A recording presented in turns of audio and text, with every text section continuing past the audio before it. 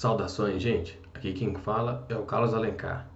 Nesse vídeo eu vou tentar responder para vocês por que é que o ativismo judicial é uma coisa ruim. Já tinha me comprometido a gravar com vocês para a gente tentar responder juntos essa pergunta. Antes eu queria começar com alguns avisos. Primeiro, antes da gente dizer que o ativismo judicial é uma coisa ruim, é importante lembrar que eu já conceituei o ativismo judicial em um vídeo anterior. Então, se você caiu de paraquedas aqui, por favor, consulta um dos vídeos anteriores, que lá vai estar conceituado direitinho o que é o ativismo judicial, para você não se perder no meio da discussão.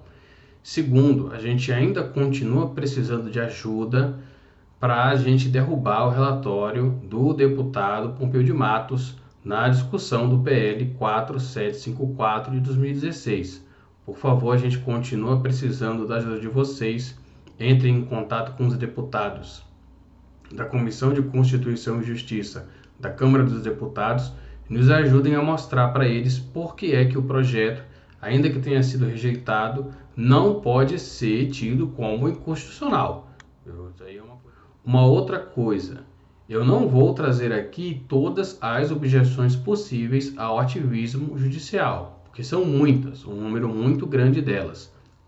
Caso alguém tenha interesse em se aprofundar na matéria, eu vou elencar na descrição do vídeo um artigo de caráter mais técnico, mais científico, próprio mesmo da área jurídica, que talvez aqueles que não são do direito tenham uma certa dificuldade de entender, mas que é um artigo muito bom, que traz várias citações de muitos autores, tanto contra quanto a favor do ativismo judicial, e você, a partir da leitura desse artigo, pode realmente se considerar uma pessoa bem entendida na matéria, com uma certa profundidade.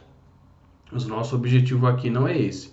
Eu vou trazer algumas objeções que, a meu ver, são mais fáceis de serem compreendidas pelo público em geral. Quem quiser se aprofundar mais, ficará o link do artigo na descrição do vídeo. Vou elencar também um vídeo de mais fácil compreensão, uma entrevista que um colega advogado fez com um desembargador do Rio de Janeiro, desembargador Alexandre Câmara, em que ele também, de uma maneira bem fácil, um vídeo bem curtinho, explica por que ele pessoalmente é contra o ativismo judicial. Então você tem aí esses dois subsídios, um pouco mais denso e o outro um pouco mais simples, para quem quiser se aprofundar na matéria, tá bom? Então, o primeiro ponto de objeção que eu queria trazer para vocês, ele já está no próprio conceito de ativismo judicial que a gente trouxe num vídeo anterior.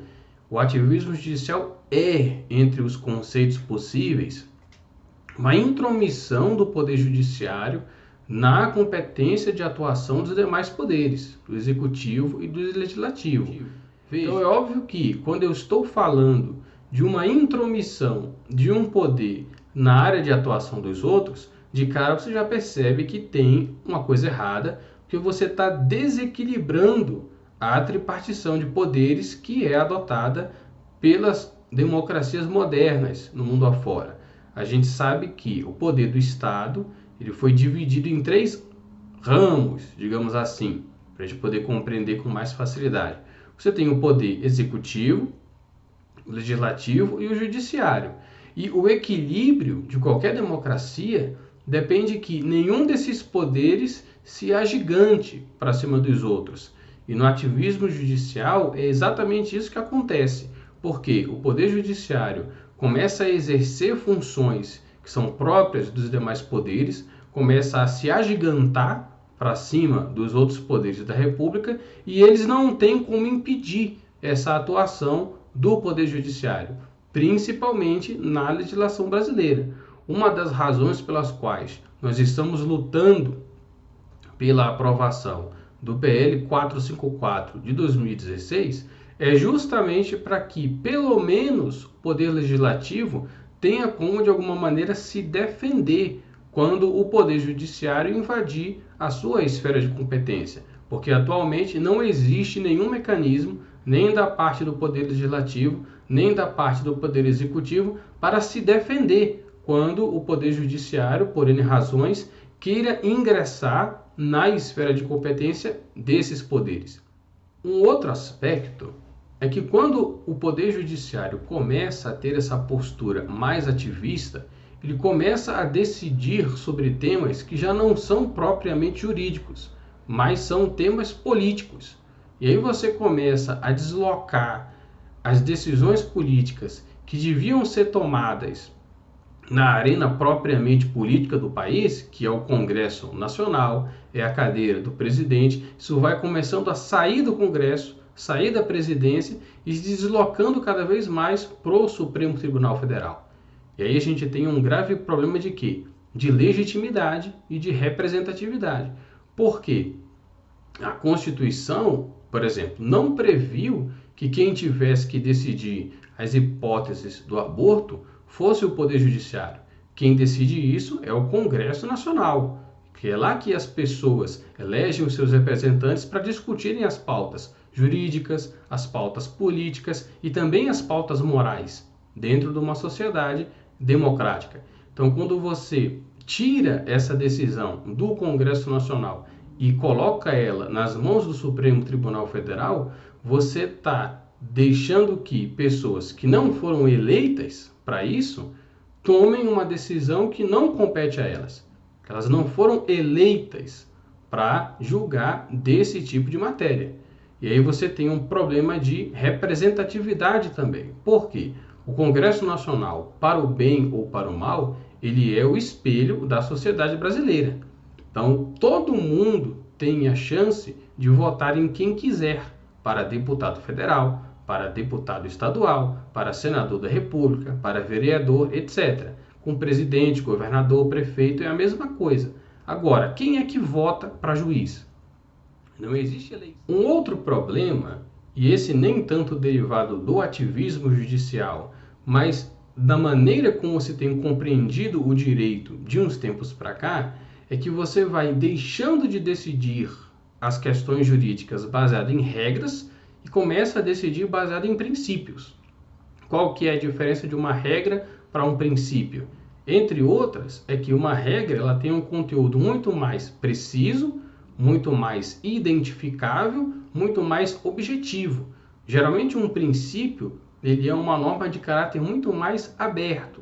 Então, por exemplo, o princípio da razoabilidade. O que é razoável para mim não é razoável para você e vice-versa.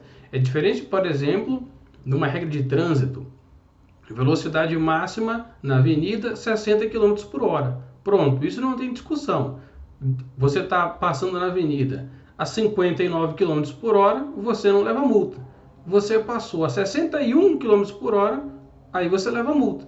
Então é uma coisa objetiva, fácil de ser compreendida e que gera uma coisa que a gente chama de segurança jurídica. O que é a segurança jurídica? É eu saber com antecipação qual é a regra, qual é o entendimento, o que vai acontecer comigo em determinada situação. Se eu fizer tal coisa, me acontecerá isso. Se eu for por aqui, terei direito a tal coisa. Quando você substitui as regras pelos princípios, a segurança jurídica vai desaparecendo. Porque cada juiz, cada intérprete do princípio vai lhe dar o conteúdo que quiser.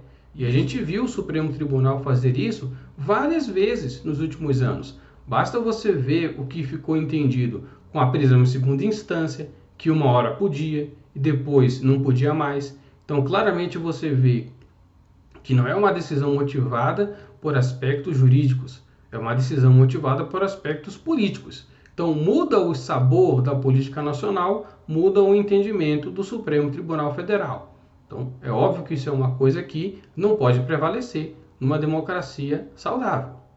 E, finalmente, aqui para nós que somos cristãos, para nós principalmente que somos católicos, um outro problema do ativismo judicial é que ele serve para você passar pautas progressistas, que não passariam no Congresso Nacional. Exemplo, você aumentar os casos de despenalização de aborto, você permitir o casamento do lobisomem e do jacaré. Aí quem conhece a música do Tim Maia vai entender, linguagem cifrada, né, para a gente não se queimar muito aqui. Então, essas coisas não passariam no Congresso, porque a gente sabe que os cristãos organizados fariam pressão sobre os parlamentares e esse tipo de pauta não passaria, mas passa no Supremo Tribunal Federal.